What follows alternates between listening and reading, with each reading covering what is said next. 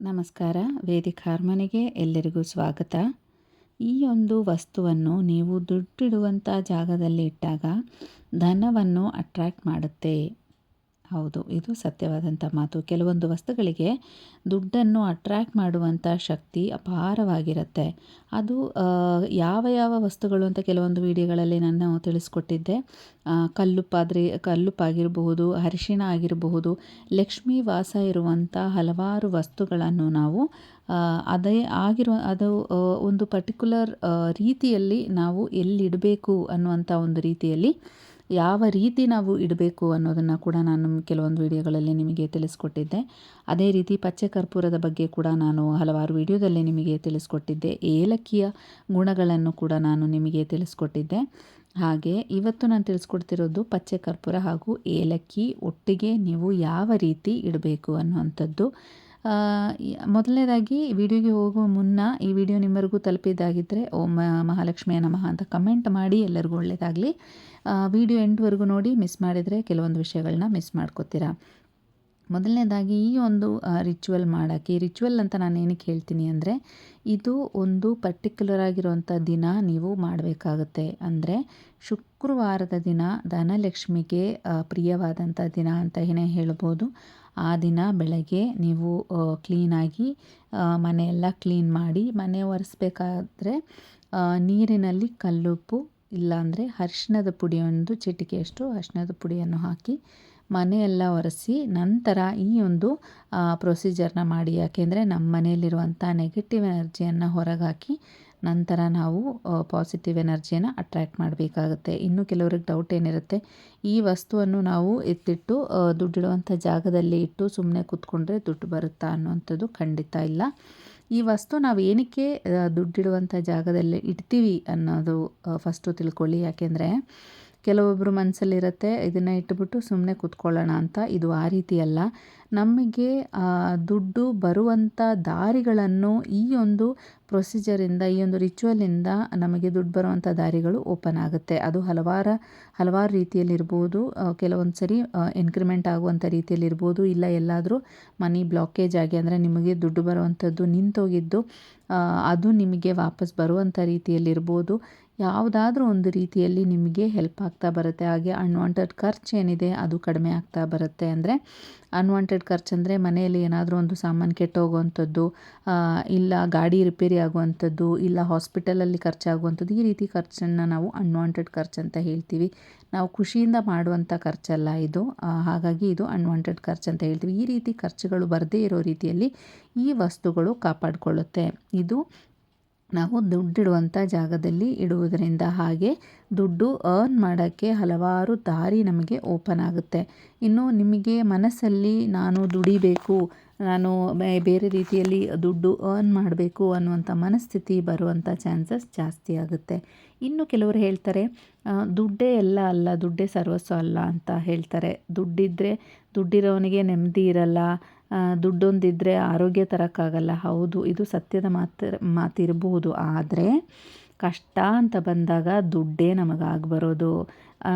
ಕೆಲವರು ಹೇಳ್ತಾರೆ ಅವತ್ತಿಂದ ಅವತ್ತು ದುಡ್ಡು ತಿನ್ನೋರೆ ಖುಷಿಯಿಂದ ಇರ್ತಾರೆ ಅಂತ ಹೇಳಿರ್ಬೋದು. ಆದರೆ ಯೋಚನೆ ಮಾಡಿ, ಏನೋ ಒಂದು ಸಿವಿಯರ್ ಆಗಿ ಅವ್ರಿಗೆ ಏನೋ ಒಂದು ಕಾಯಿಲೆ ಬೀಳ್ತಾರೆ, ಇಮ್ಮಿಡಿಯೇಟಾಗಿ ಹಾಸ್ಪಿಟ್ಲಿಗೆ ಕರ್ಕೊಂಡು ಹೋಗ್ತಾರೆ. ಆ ಒಂದು ಪರಿಸ್ಥಿತಿಯಲ್ಲಿ ಅವ್ರಿಗಾಗೋ ನೋವಿದೆಯಲ್ಲ, ಅವ್ರಿಗೆ ಏನು ಮಾಡಬೇಕು ಅನ್ನೋದು ಗೊತ್ತಾಗಲ್ಲ. ನಾವು ಹೇಳೋರಿಗೆ ಅದು ಸಿಂಪಲ್ ಅನಿಸುತ್ತೆ.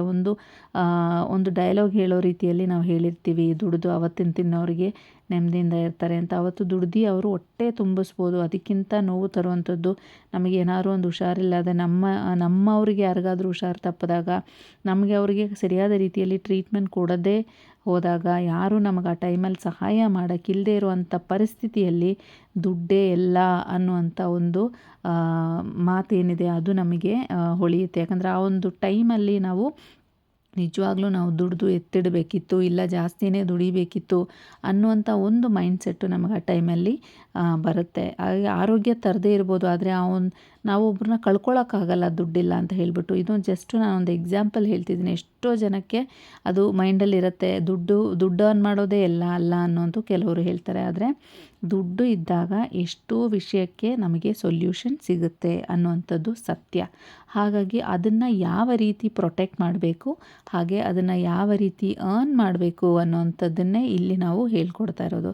ಯಾಕೆಂದರೆ ಕೆಲವೊಂದು ಸಮಯದಲ್ಲಿ ಕೆಲವೊಂದು ಸಂದರ್ಭದಲ್ಲಿ ನಾವು ಹೇಳುವಂಥ ವಿಷಯಗಳು ಮ್ಯಾಚ್ ಆಗ್ಬೋದು. ಆದರೆ ಪರಿಸ್ಥಿತಿ ಅಂತ ಬಂದಾಗ ಒಂದು ಮನೆ ಬೇಕು ಅಂದರೆ ದುಡ್ಡಿನ ಅವಶ್ಯಕತೆ ಇದೆ, ನಾವು ಇಷ್ಟಪಟ್ಟಿದ್ದ ವಸ್ತು ತೊಗೋಬೇಕಂದ್ರೆ ದುಡ್ಡಿನ ಅವಶ್ಯಕತೆ ಇದೆ, ಎಜುಕೇಷನ್ ಬೇಕು ಅಂದರೆ ದುಡ್ಡಿನ ಅವಶ್ಯಕತೆ ಇದೆ. ಈಗೆಲ್ಲ ಕೆಲವೊಂದು ಸರಿ ಗೌರ್ಮೆಂಟ್ ಜಾಬ್ ಬೇಕು ಅಂದರೂ ಕೂಡ ನಾವು ದುಡ್ಡು ಕೊಟ್ಟೆ ಜಾಬ್ ಪಡಿಬೇಕಾಗಿರೋದು. ಎಲ್ಲೇ ನೋಡಿದ್ರೂ ದುಡ್ಡೇ ಮೊದಲನೇ ಪ್ಲೇಸಲ್ಲಿ ನಿಂತಿದೆ ಅಂತಲೇ ಹೇಳ್ಬೋದು. ಕೆಲವೊಂದು ಸರಿ ದುಡ್ಡು ನೆಮ್ಮದಿ ಕೊಡಲ್ಲ ಅಂತ ಹೇಳ್ತಾರೆ, ಆದರೆ ದುಡ್ಡಿದ್ದಾಗ ಆಟೋಮೆಟಿಕ್ಕಾಗಿ ನೆಮ್ಮದಿ ಬರುತ್ತೆ. ಅದು ಯಾವ ರೀತಿ ನೀವು ಅದನ್ನು ಮೇಂಟೈನ್ ಮಾಡ್ತೀರಾ ಅನ್ನೋವಂಥದ್ದು ನಿಮಗೆ ಬಿಟ್ಟಿದ್ದು. ಅದು ಕೆಲವರು ಅಹಂಕಾರದ ರೀತಿಯಲ್ಲಿ ಅದನ್ನು ಬಳಸೋಕ್ಕೆ ನೋಡ್ತಾರೆ, ಅದು ಬೇರೆ ರೀತಿಯಾಗಿ ಪರಿಣಾಮ ಬೀರುತ್ತೆ. ಅದು ಆ ರೀತಿಯಲ್ಲ. ಲಕ್ಷ್ಮೀ ನಮ್ಮನ್ನು ಹುಡ್ಕೊಂಡು ಬಂದಿದ್ದಾಳೆ ಅಂದರೆ ಅದನ್ನು ಹೇಗೆ ಕಾಪಾಡ್ಕೋಬೇಕು ಅನ್ನೋದು ಕೂಡ ಅದು ನಾವೇ ತಿಳ್ಕೊಬೇಕಾಗುತ್ತೆ. ಹಾಗಾಗಿ ಕೆಲವೊಂದು ವಸ್ತುಗಳಲ್ಲಿ ನಾನು ಹೇಳಿದ ಹಾಗೆ ಲಕ್ಷ್ಮೀ ತಾಯಿ ನೆಲೆಸಿರ್ತಾರೆ. ಹಾಗಾಗಿ ಈ ವಸ್ತುಗಳನ್ನು ಯಾವ ರೀತಿ ನೀವು ಈ ಒಂದು ರಿಚುವಲ್ನ ನೀವು ಮಾಡೋದ್ರಿಂದ ನಿಮಗೆ ತುಂಬ ಒಳ್ಳೆ ರೀತಿಯಾದಂಥ ರಿಸಲ್ಟ್ ಸಿಗುತ್ತೆ. ಇನ್ನು ನೀವು ಇದನ್ನು ಮಾಡಬೇಕಾಗಿರೋದು ಶುಕ್ರವಾರದ ದಿನ ಬೆಳಗ್ಗೆ ಸ್ನಾನ ಮಾಡಿ, ನಾನು ಹೇಳಿದಾಗೆ ಮನೆಯೆಲ್ಲ ಕ್ಲೀನ್ ಮಾಡಿ ನಂತರ ದೇವ್ರ ಮನೆಯಲ್ಲಿ ತುಪ್ಪದ ದೀಪವನ್ನು ಹಚ್ಚಿ ಒಂದು ಯೆಲ್ಲೋ ಕಲರ್ ಬಟ್ಟೆ, ಇಲ್ಲಾಂದರೆ ಒಂದು ಯೆಲ್ಲೋ ಕಲರ್ ಪೇಪರ್ ಆದರೂ ಓಕೆ, ಬಟ್ಟೆಯಲ್ಲಿ ಪಚ್ಚೆ ಕರ್ಪೂರ ಹಾಗೂ ಪಚ್ಚೆ ಕರ್ಪೂರ ಅಂದರೆ ನಿಮಗೆ ಅದು ಸ್ಕ್ವಯರ್ ಆಗಿ ಇಲ್ಲ ಯಾವುದೋ ಒಂದು ಬೇರೆ ಶೇಪಲ್ಲಿರುತ್ತೆ ಅದು ಒಂದು ಪೀಸು, ಹಾಗೆ 3 ಏಲಕ್ಕಿಯನ್ನು ಆ ಬಟ್ಟೆಯಲ್ಲಿ ಕಟ್ಟಿ ಮಹಾಲಕ್ಷ್ಮಿಯ ಮುಂದೆ ಇಟ್ಟು ತುಪ್ಪದ ದೀಪವನ್ನು ಹಚ್ಚಿ ಓಂ ಮಹಾಲಕ್ಷ್ಮಿಯೇ ನಮಃ ಅಂತ 21 ಬಾರಿ ನೀವು ಜಪ ಮಾಡಿ ನಂತರ ಈ ವಸ್ತುವನ್ನು ನೀವು ದುಡ್ಡಿಡುವಂಥ ಜಾಗದಲ್ಲಿ ಇಡಬೇಕಾಗುತ್ತೆ. ಇದು ನೀವು ಸುಮಾರು ಒಂದು 1 ಮಂತು 2 ಮಂತು ಕಂಟಿನ್ಯೂಸ್ ಆಗಿ ಅದೇ ಜಾಗದಲ್ಲಿ ಇದು ಸ್ಮೆಲ್ ಬರುತ್ತೆ. ಈ ಪಚ್ಚೆ ಕರ್ಪೂರ ಕರಗುತ್ತೆ ಕೂಡ. ಅದು ಸುಮಾರು ದಿನ ನಾವು ಒಂದೇ ಜಾಗದಲ್ಲಿಟ್ಟರೆ ಆಟೋಮೆಟಿಕ್ ಅದು ಕರಗ್ತಾ ಬರುತ್ತೆ. ಸೊ ನೀವೇನು ಮಾಡಬೇಕು ಅಂದರೆ 1 ಮಂತ್ 2 ಮಂತ್ಸ್ ಆದಮೇಲೆ ಅದನ್ನು ಬೇಕಿದ್ದರೆ ರಿಮೂವ್ ಮಾಡಿ ಯಾರು ತುಳಿದೇ ಇರೋವಂಥ ಜಾಗದಲ್ಲಿ ಹಾಕ್ಬೋದು. ಮತ್ತು ಇದೇ ರೀತಿ ಅದೇ ಥರ ಶುಕ್ರವಾರದ ದಿನ ನೀವು ಪೂಜೆ ಮಾಡಿ ಇದೇ ಥರ ನೀವು ಒಂದು ಸಣ್ಣ ಬಟ್ಟೆಯಲ್ಲಿ ಕಟ್ಟಿ ನೀವು ದುಡ್ಡಿಡುವಂಥ ಜಾಗದಲ್ಲಿ ಎತ್ತಿಡ್ಬೋದು. ಹಾಗೆ ನೀವು ಯೂಸ್ ಮಾಡುವಂಥ ಪರ್ಸ್ನಲ್ಲಿ ಕೂಡ ಒಂಚೂರು ಪಚ್ಚೆ ಕರ್ಪೂರವನ್ನು ಪುಡಿ ಮಾಡಿ ಹಾಕೋದು ಕೂಡ ನಿಮಗೆ ಪಾಸಿಟಿವ್ ಎನರ್ಜಿ ಅಂದರೆ ದುಡ್ಡಿನ ಆಗಮನ ಜಾಸ್ತಿ ಆಗೋಕ್ಕೆ ಇದು ಹೆಲ್ಪ್ ಮಾಡುತ್ತೆ ಅಂತ ಹೇಳಲಾಗಿದೆ. ಹಾಗಾಗಿ ಈ ಒಂದು ಪ್ರೊಸೀಜರ್ನ ಪ್ರತಿಯೊಬ್ಬರು ಮಾಡಿ ನೋಡಿ, ಎಲ್ಲರಿಗೂ ಒಳ್ಳೆಯದಾಗುತ್ತೆ. ದುಡ್ಡಿನ ಆಗಮನ ಜಾಸ್ತಿ ಆಗುತ್ತೆ. ಹಾಗೆ ಬರೋಕ್ಕೆ ದುಡ್ಡು ನಿಮ್ಮಲ್ಲಿ ಬರೋಕ್ಕೆ ಯಾವ ಡೋರ್ಸು ಕ್ಲೋಸ್ ಆಗಿದೆ ಅದೆಲ್ಲ ನಿಮಗೋಸ್ಕರ ಓಪನ್ ಆಗುತ್ತೆ ಅನ್ನುವಂಥದ್ದೇ ಈ ಒಂದು ರಿಚುವಲ್ನ ಉದ್ದೇಶ. ಹಾಗಾಗಿ ಎಲ್ಲರೂ ಒಂದು ಸರಿ ಇದನ್ನು ಮಾಡಿ ನೋಡಿ, ಎಲ್ರಿಗೂ ಒಳ್ಳೆಯದಾಗುತ್ತೆ. ಎಷ್ಟೋ ಜನಕ್ಕೆ ರಿಸಲ್ಟ್ ಸಿಗ್ತಾ ಇದೆ ಕೂಡ. ಹಾಗಾಗಿ ಈ ಒಂದು ವಿಷಯ ನಿಮ್ಮವರೆಗೂ ನಾನು ತಲುಪಿಸಿರೋಂಥದ್ದು. ಹಾಗೆ ನಿಮಗೆ ಈ ವಿಡಿಯೋ ಇಷ್ಟ ಆಗಿದ್ದಲ್ಲಿ ನನ್ನ ಚಾನಲನ್ನು ಸಬ್ಸ್ಕ್ರೈಬ್ ಮಾಡಿ. ಹಾಗೆ ಮುಂದಿನ ವಿಡಿಯೋದಲ್ಲಿ ಸಿಗುವವರೆಗೂ ನಮಸ್ಕಾರ.